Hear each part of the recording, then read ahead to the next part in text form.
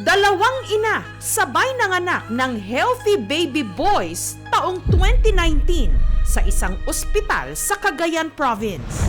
Pero makalipas ang 4 na taon, nung lumalaki na ang mga bata, napansin nila na ang naiuwi nilang mga sanggol noon, hindi raw nila kamukha. Kahit po mga relatives ko, ganun din po yung sinasabi. Yung bata po, bakit po wala siyang kamukha sa amin? Hindi naman daw sa itinatatwa nila ang kanilang mga anak. Pero paano naman daw kung totoo ang kanilang suspecha na baka nga nagkapalit ang mga ito sa ospital? Lalo't noon pa man daw, may napansin na silang red flags o senyales na posibleng may kapabayaan ngang nangyari. Biglang nagtanong po yung bantay po ng kasama kong nanganak na nagkapalit po kami ng lampin. Bagong kaso na naman ba ito ng baby switching?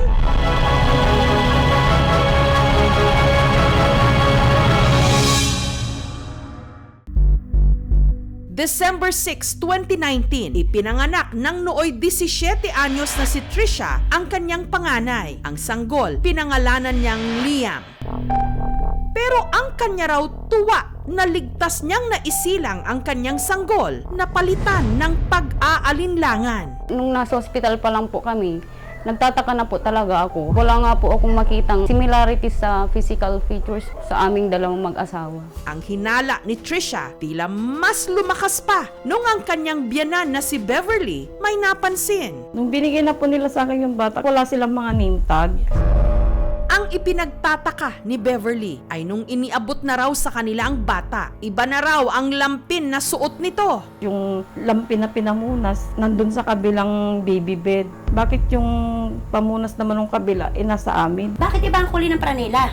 Kulay puti yung pranela na inano ko sa anak ko. Naitanong ko dun sa nurse, sabi ko, ma'am, bakit po nagkapalit yung pinamunas ng mga bata? Hindi po kaya nagkapalit din yung mga bata? Hindi po pwede magkamali ang... Sabi nila sa akin, bakit misis, mas marunong pa kayo sa amin?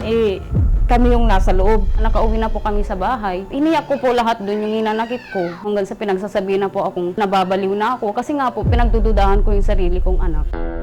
Sa kabila ng mga agam-agam, ibinuhos ni Trisha at ng kanyang mister na si John Roderick kay Liam ang pagmamahal.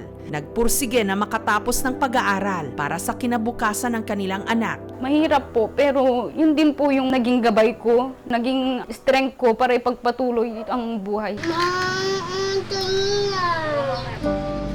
Si Liam, lumaking makulit pero malambing. Sobra po siyang napamahal sa akin kasi kapag nakikita po niya akong umiiyak, siya po yung nandyan sa tabi ko para punasan yung luha.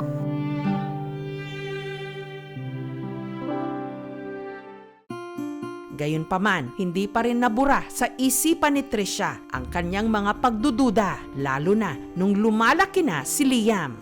Yung bata po, bakit po wala siyang kamukha sa amin? Bakit po singkit siya? Wala naman pong singkit sa amin. Nagdududa na ako na mother's instinct po ba? Baka nga hindi talaga siya yung anak ko.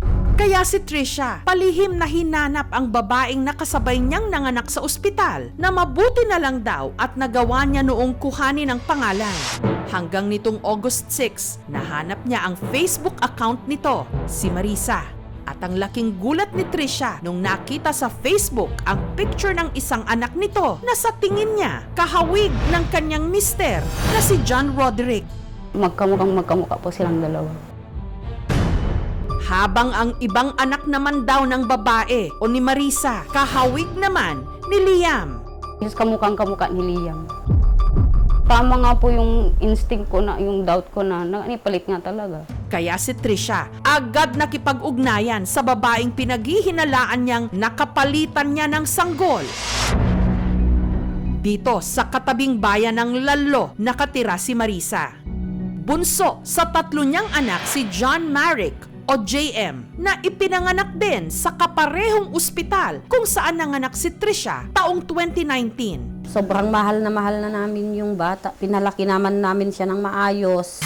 Gaya ni Trisha, madalas din daw makatanggap si Marisa ng mga komento na hindi nila kamukha ang kanilang bunso. Pero ayon din sa kanya, kamukha naman daw si JM ng iba nilang mga kaanak. May kamukha naman siya, sir, yung tatay ko, tapos yung pinsan niya.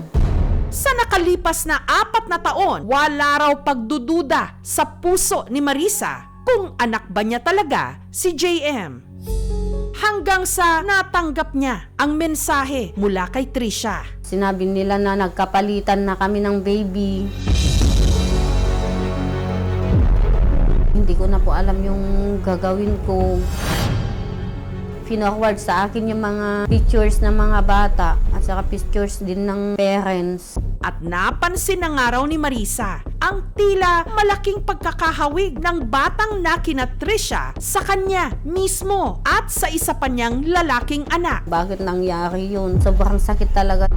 Kaya lumakas na rin daw ang kutob nila na baka nga totoo ang kanilang hinala na sina Liam at JM nagkapalitan sa ospital nung sabay silang nanganak ni Trisha. Hindi talaga namin in-expect na sa amin pa mangyayari yung ganito. Hindi ko alam kung ano yung gagawin namin, kung makakayanan pa ba namin yun na problema. Talagang sobrang nadurog yung puso namin. Para maliwanagan ang dalawang pamilya, sinubukan nilang makipag-ugnayan sa ospital sa pamagitan ng kanilang abogado. Sabi po namin, doktora, sabi ko, since nasa inyo po ang negligence, dapat kayo po ang mag-produce ng DNA.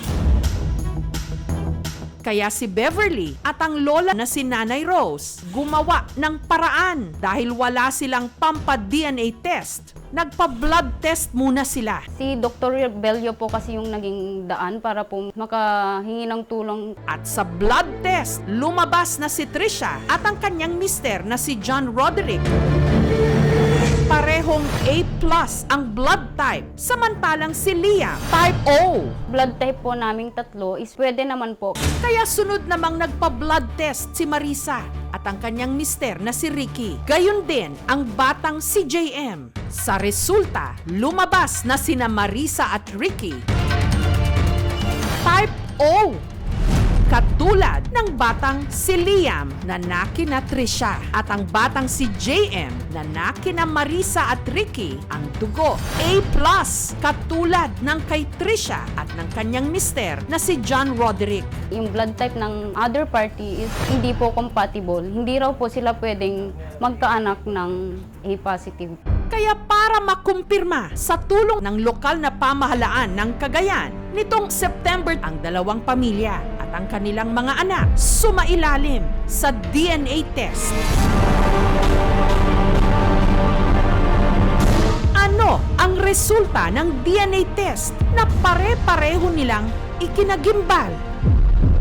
Akala ko po sa pelikula lang mangyayari. Tapos sa akin pa po mismo, pwede po palang mangyari. Kaso nga ba ito ng baby switching? Wala pong bitawan dahil ang mga revelasyong babago hindi lang sa kanilang mga buhay, kundi sa buhay ng kani-kanilang mga anak, isisiwalat na. Susunod na. Ang mga inang sina Trisha at Marisa, dudang nagkapalitan ng kanilang mga anak.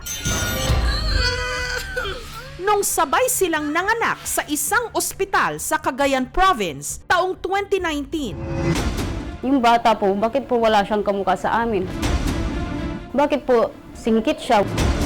Nung binigyan na po nila sa akin yung bata, wala silang mga name tag.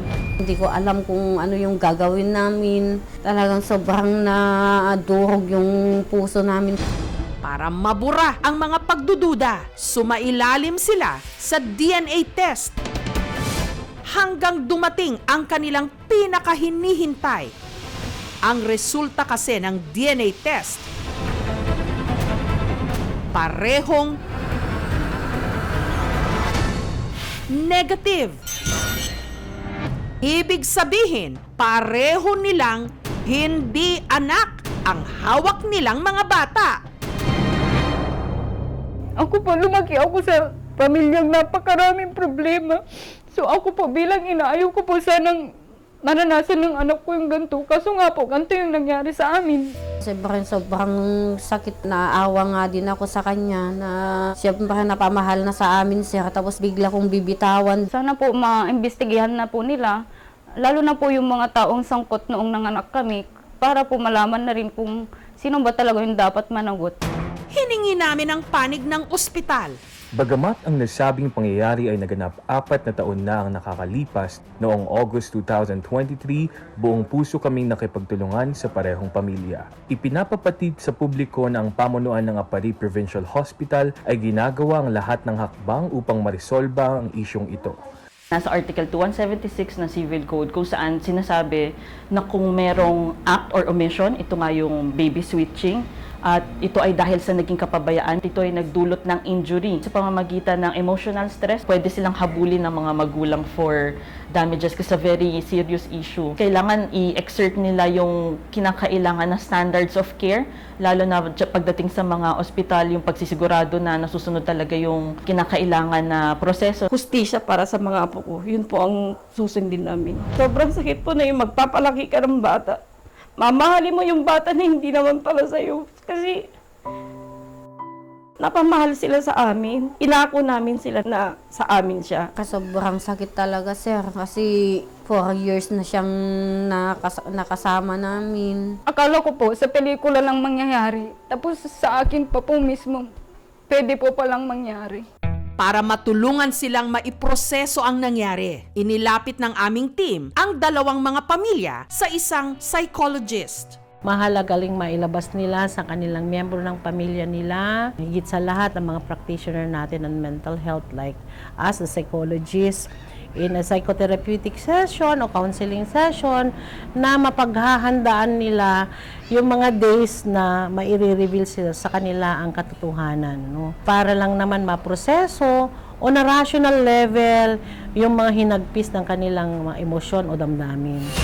Pero para raw mas sigurado na nagkaroon nga ng baby switching sa ospital at kung ang batang hawak ng mag-asawang Marisa at Ricky na si JM ay anak ba ni Trisha at ni John Roderick, at gayon din kung ang batang nakina Trisha at John Roderick naman na si Liam, anak ni na Marisa at Ricky.